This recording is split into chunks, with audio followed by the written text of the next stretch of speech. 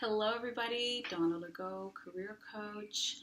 Have you ever thought of how you're progressing in your job search and if you're doing things in the most ideal fashion as possible? Could you be more active? Should you be less active? What is the best measure of how well you are undertaking this really important task of finding your next opportunity?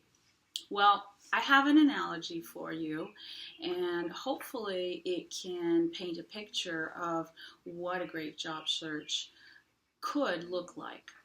So, this is it. I tend to think of a job search as a garden, as you tending to your soil, fertilizing that soil, getting the ground ready, planting those seeds, tending to those seeds, checking out which one of those seeds has become a lovely little seedling, and eliminating those that have kind of withered and died and are not going to make it, and just plucking those out and eliminating them and planting new seeds, and so forth. So what this is about is maintaining consistency, creating momentum, being active.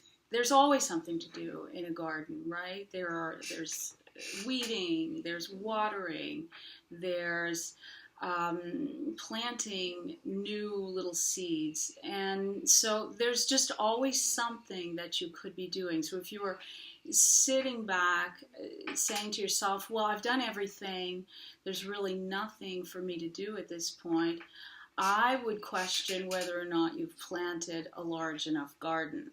So in other words, there's just always something to be done, and when it comes time for harvest, yes, you're likely going to end up with a bunch of tomatoes all at once that you have a hard time figuring out what to do with. But that's a great dilemma, right?